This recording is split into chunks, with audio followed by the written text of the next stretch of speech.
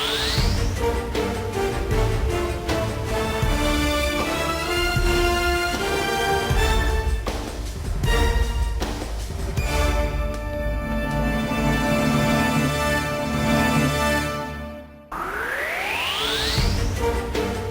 জানাচ্ছি খাতুনগঞ্জ থেকে মোচ্ছিলের সাথে আছেন শামীম জাহিদ।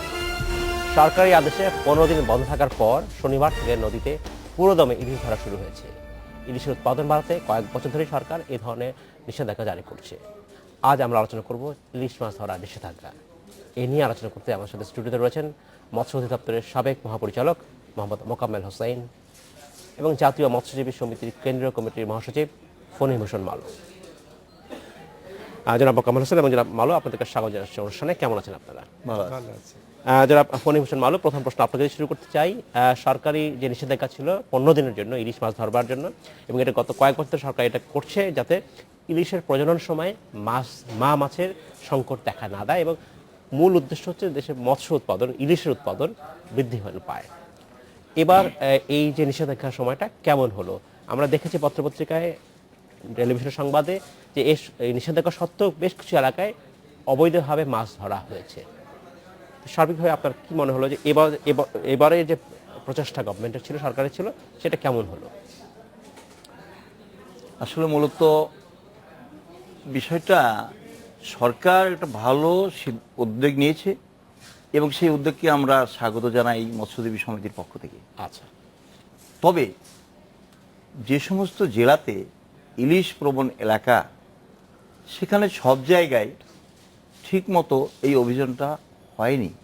যেটা আপনারা পত্রপত্রিকায় টিভিতে দেখেছেন, এটা অনেকটাই সঠিক দেখেছেন। আমি নিজেও দু একটা জায়গায় গিয়েছি, সেখানে শুনেছি এবং দেখেছি যে অবৈধভাবে কারেন্ট জাল দিয়ে পর্যাপ্ত মা ইলিশ ধরা হয়েছে। আচ্ছা। এবং এখানে দেখা গেছে যাদেরকে চাউল দিছে তারা মৎস্যজীবী না, পার্ট টাইম তারা মৎস্যের কাজ করে, কারেন্ট জাল ব্যবহার করে, তাদেরকে চাউল সরকার দিয়েছে, তারপরেও তারা মাছ ধরেছে। আর অরিজিনাল যারা মৎস্যজীবী, প্রকৃত মৎস্যজীবী, যারা বাপ দাদার আমল থেকে মৎস্য ব্যবসা করে আসতেছে, মাছ ধরেছে, তারা কিন্তু এখানে 100% নিয়ম কানুন সরকারের পালন করেছে। আচ্ছা, ধন্যবাদ। আমি আপনার কাছে ফিরে আসবো। জনাব মোকাম্মেল হোসেন, আপনাকে জানতেছি, আপনি মৎস্য দপ্তরের সাবেক ডিজি ছিলেন, আপনি দেখেছেন কাজকর্ম। তো সরকারের যে উদ্যোগটার মূল উদ্দেশ্যই হচ্ছে মাছের উৎপাদন, ইলিশ মাছের উৎপাদন বৃদ্ধি করা এবং মা মাছের নিধন যাতে বন্ধ হয়। তো গত কয়েক বছর ধারাবাহিকতায় এবছরও সরকার এই উদ্যোগ নিয়েছে এবং 15 দিনের একটি ব্যান ছিল, মৎস্য মাছ ধরবার ক্ষেত্রে নিষেধাজ্ঞা ছিল। সেটা এবার কেমন পালিত হলো? আমিও জনাব ফণীভূষণের মতন বলবো না, আমি নিজের মৎস্য অধিদপ্তরের সাবেক মহাপরিচালক হিসাবেই বলতেছি, সরকার সঠিক পদক্ষেপই নিয়েছে। আর সরকারের সঠিক পদক্ষেপের পিছে একটা ভূমিকা থাকে। আমরা রিসার্চ ফাইন্ডিংস যেটা বিএফআরআর থেকে আমরা গ্রহণ করে সেটাই বাস্তবায়ন করি। কিন্তু কিছু কিছু জায়গায় আমি নিজেও শুনেছি বা জানছি, যে পেপারেও দেখছি যে সত্ত্বেও ধরা হয়েছে, কিন্তু remote area, vast riverine area বাংলাদেশে হয়তো হয় নাই। কিন্তু তারপরও আমাদের সীমিত জনবল, মৎস্য অধিদপ্তরের, তারপরে জেলা প্রশাসকের সাহায্যে আমাদের যতটুকু করা হয়েছে তারা করেছে। এরপরেও রাতের অন্ধকারে ওই গভীর নদীর ভিতরে জঙ্গল একদম, আমি তো গেছি রিমোট, গলাচিপা, বরগোনা, এই আমতলি, এখানে আসলে রিমোট পার্টে যে কে কখন কিভাবে ধরতেছে, এটা খুবই বাংলাদেশের পটভূমিতে ম্যান পাওয়ারের শর্টের ফলে এটা করতে পারি নাই। তারপরেও এর একটা যেভাবে আপনারা টেলিভিশন বা বিভিন্ন অ্যাওয়ারনেস, জাতীয় বিভিন্ন বন্ধ, বিভিন্ন বাজারও দেখি মাছ ল্যাকিং নাই, ঢাকার বাজারে আসে নাই, এইটার একটা প্রভাব হয়তো এই মুহূর্তে আমরা বুঝতে পারতেছি না, পর্যায়ক্রমে আসবে যখন ওই সচেতনতা বেড়ে যাবে যারা ধরে।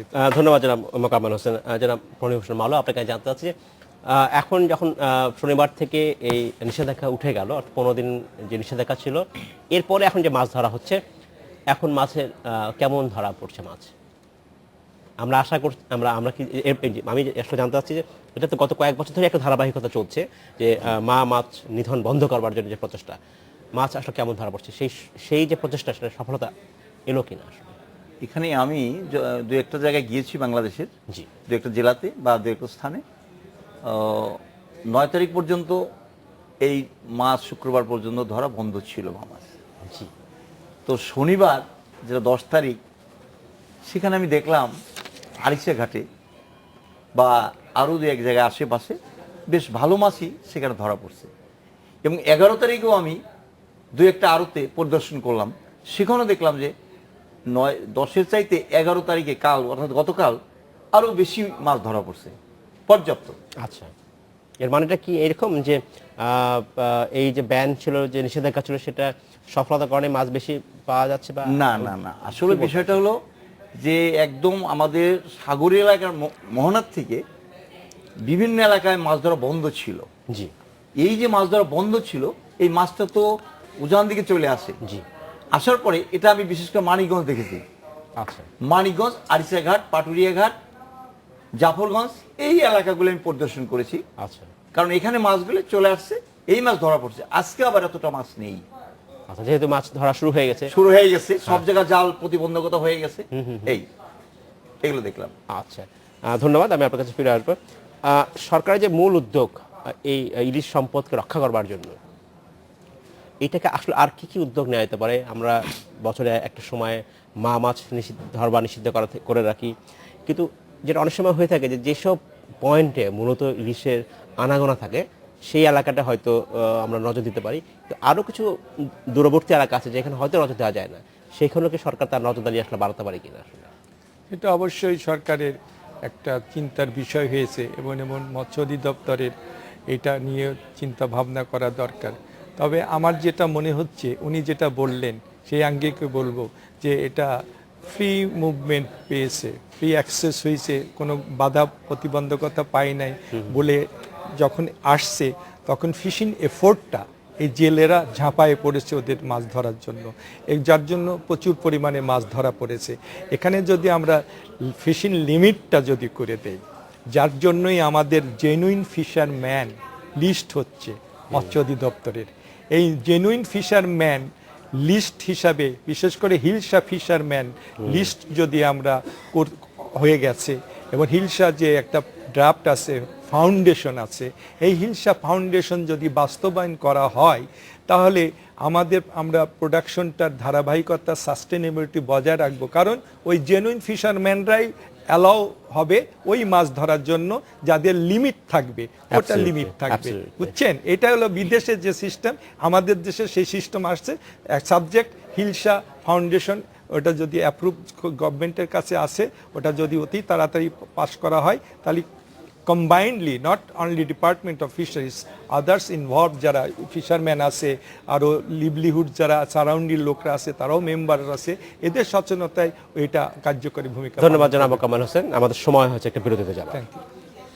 আমাদের সময় হলো একটা বিরতিতে যাবার, ফিরছি শীঘ্রই, সাথেই থাকবে।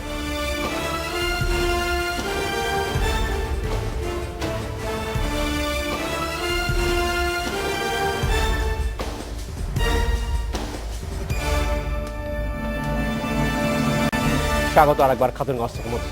আজ আমরা আলোচনা করছি ইলিশ মাছ ধরা, ইলিশে থাকা। এ নিয়ে আলোচনা করতে আমাদের সাথে স্টুডিওতে রয়েছেন মৎস্য অধিদপ্তরের সাবেক মহাপরিচালক মোহাম্মদ মোকাম্মেল হোসেন এবং জাতীয় মৎস্যজীবী সমিতির কেন্দ্রীয় কমিটির মহাসচিব ফণী হোসেন মালো। জনাব ফণী হোসেন মালো এবং জনাব মোকাম্মেল হোসেন, আপনাদেরকে স্বাগত জানাচ্ছি অনুষ্ঠানে আরেকবার।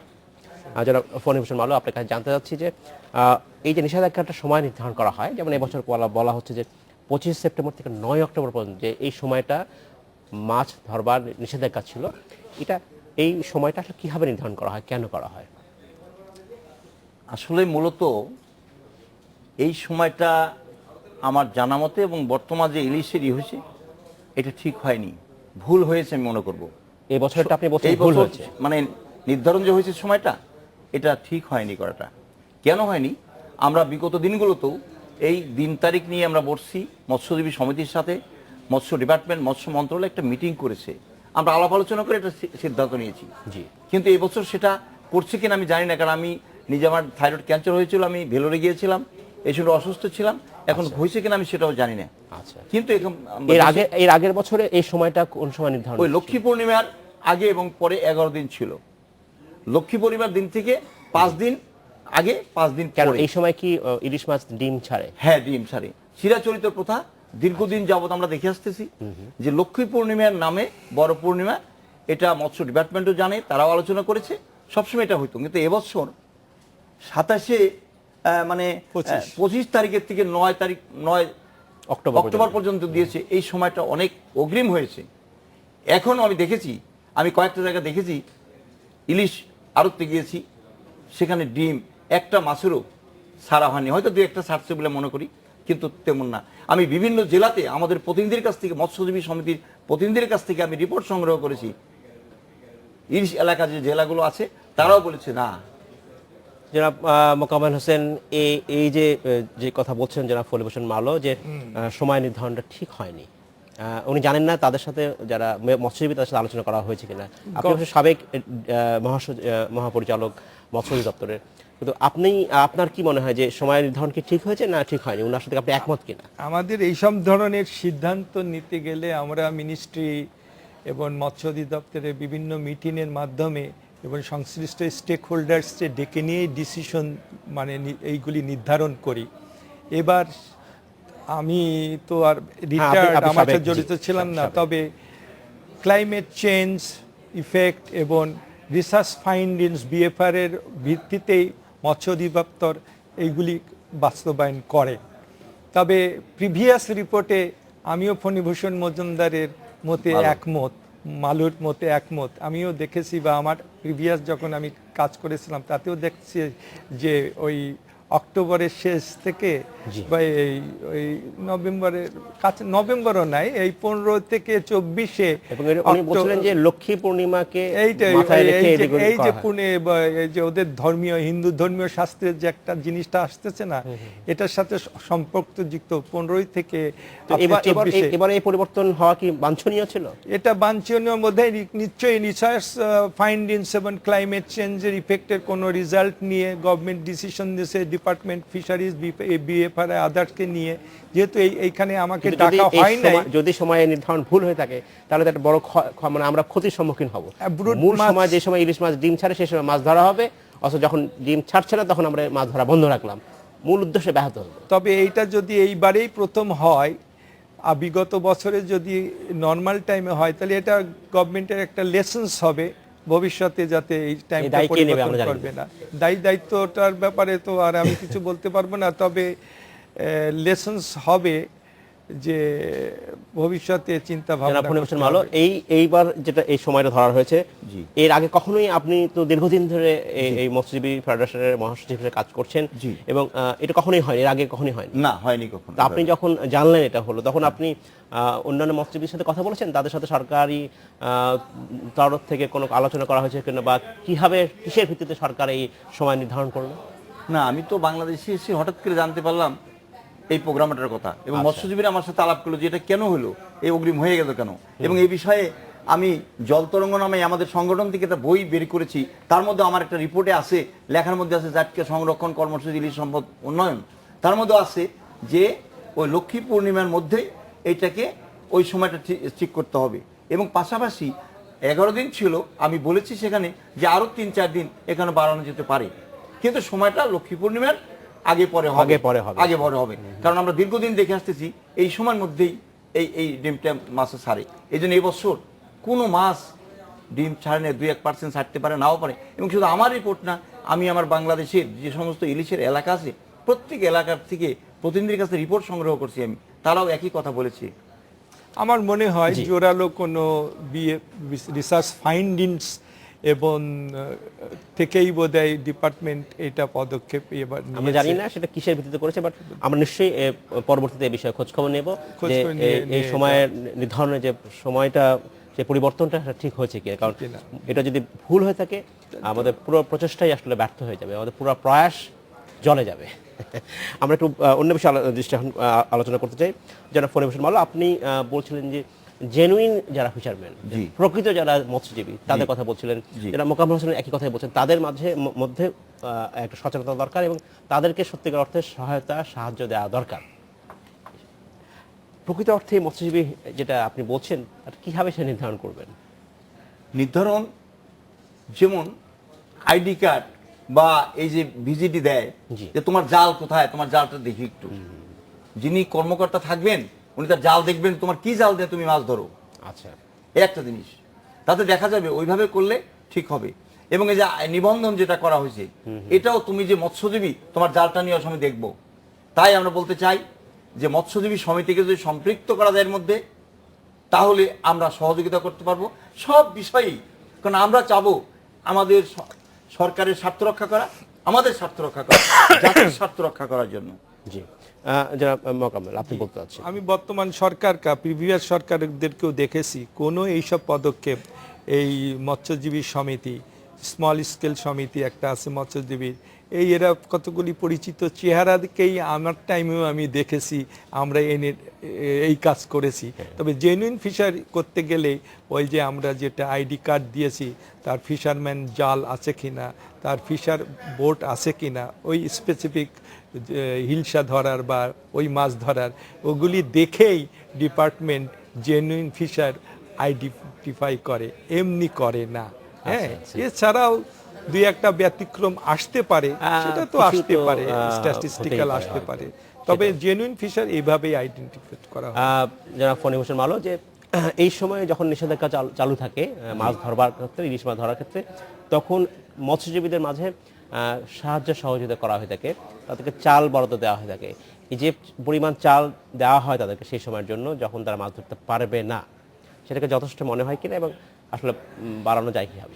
মাছ যখন নাকি নিধন করা বন্ধ থাকে, জি, এই যে সময়টা, এই সময় কোনো মৎস্যজীবীকে সাহায্য সহযোগিতা করা হয় না, এটা একেবারেই অন্য হয় না? টাইমের জন্য করা হয়।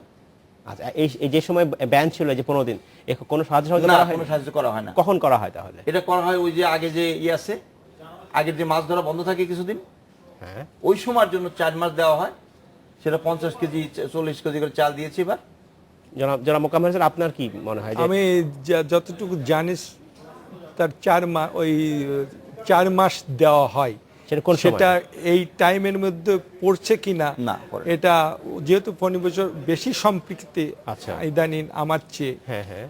আমাদের সময় এই ধরনের প্রোগ্রাম ছিল না। আচ্ছা, আচ্ছা। তার জন্য ওরটা আমি এখন ডিপার্টমেন্টের সাথে না আলোচনা করে কিছু বলতে পারবো না। জি। তবে ডিপার্টমেন্ট নিশ্চয়ই জেনে শুনেই কাজটা করেছে, আমি এতটুকু আস্থাবান আমার ডিপার্টমেন্টের উপর। বছরে কোন কোন সময় মাছ ধরা, ইলিশ মাছ ধরা নিষেধ থাকে? এটা নভেম্বর থেকেই, জি, নভেম্বর থেকেই জুলাই পর্যন্ত আর কি। জি। কি বন্ধ থাকে? ওই ইলিশ মাছ বন্ধ থাকে এরিয়া। জাটকা, ছোট জাটকা, মাছ, জাটকা। ছোট জাটকা। মাছ, হ্যাঁ। সহায়তা সেই সময় দেওয়া হয় আপনি বলছেন? হ্যাঁ, ওই সময়ের মধ্যে 4 মাসের জন্য দেওয়া হয়। আচ্ছা, সেই সময় বাকি সময়টা দেওয়া থাকে না আসলে? না, এই 15 দিনের জন্য আর এক্সট্রা কোনো দেওয়া হয় না। আচ্ছা, এবং এই আচ্ছা। দেওয়ার জন্য আমরা সরকারের কাছে, মৎস্য ডিপার্টমেন্টের কাছে, মৎস্য মন্ত্রণালয়ের কাছে নিবেদন করেছি, প্রস্তাব রেখেছি। হ্যাঁ, নিশ্চয়ই সরকারও তো আসলে অনেক সংকট রয়েছে, অর্থ তো আসলে সবসময় অ্যাভেলেবল থাকবে না। একটা রিসোর্স নিয়ে তো সরকার বসে নেয়, আরো অনেক সরকারের অনেক resource আছে। ধরনের সীমাবদ্ধতা রয়েছে, তো সেটা হয়তো সম্ভব না। জনাব মোকাম্মেল হোসেন, আমরা সার্বিকভাবে ইলিশ মাছ বাংলাদেশের জাতীয় মাছ, বাংলাদেশের সবচেয়ে সুস্বাদু মাছ বলে অনেকে মনে করে, তাদেরকে রক্ষার জন্য আর কি করা যেতে পারে? খুবই সংক্ষেপে, আমাদের হাতে আছে মাত্র 30 সেকেন্ড। এটার মূল কারণ হলো যে এই মাছটা আমার রক্ষা করার জন্য যে গভর্নমেন্ট যে স্ট্র্যাটেজিক ডেভেলপমেন্ট কৌশলটা নিয়েছে, এটা শুধু ফিশারম্যান না, আদার্স স্টেক হোল্ডার, সকল stakeholder-কে একসাথে আনতে হবে। এনফোর্সমেন্ট অফ ল, আচ্ছা, অল লেভেল থেকে আসতে হবে। সচেতনতা, অ্যাওয়ারনেস ক্রিয়েশন, এইগুলি আমাদের করতেই হবে। জনাব মোকাম্মেল হোসেন, আপনাকে অসংখ্য ধন্যবাদ। জনাব ফণী হোসেন মালো, আপনাকে অসংখ্য ধন্যবাদ। সময় স্বল্পতার জন্য আজকে শেষ করতে হচ্ছে, ভবিষ্যতে নিশ্চয়ই আমরা আপনাদের সাথে আবারও কথা বলবো। ধন্যবাদ। Thank you. এই ছিল আজকের মতো খাতুনগঞ্জ থেকে মতিঝিলে, আমাদের সাথেই থাকবেন, দেখা হবে আবার।